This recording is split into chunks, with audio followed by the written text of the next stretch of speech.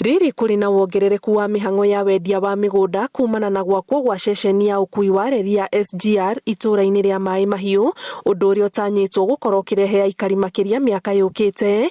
Thirikari ya kaunti nayo nĩ yambĩrĩirie kũmũrĩka tabarĩra cia kũheana motungata kũrĩ mũingĩ, ta tabarĩra cia maĩ marĩa megũtambio kuma ndemu-inĩ ya Malewa nginyagia gĩcigo-inĩ gĩkĩ ceceni-inĩ ya Industrial Park. Mimi ninashukuru kwa sababu hii maji pipeline ambayo mnaona maji tumetoa Naivasha kulete mpaka hapa na inaenda mpaka huko Industrial Park. Kuna ile ambaye tutatoa hapo na Longonot, ingine tunatoa hapa itakuja kwa soko na ifikie kila mtu.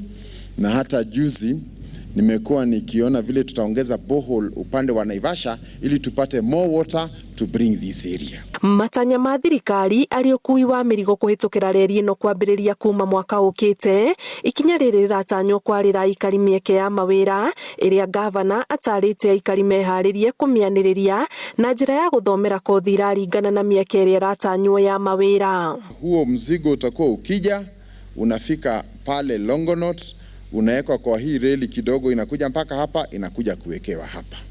Na hivyo ni kumaanisha hii area yote ya Longonot kuja mpaka huku itakuwa ni mahali ya logistics. Mahali ambapo vijana wetu wale watakuja kufanya hizo makazi ya kuchukua cranes. Kwa hivyo pia I'm challenging you, watoto wetu wale wamemaliza form 4 tuwapeleke kwa courses ambazo ni za warehousing, cargo clearing, okay?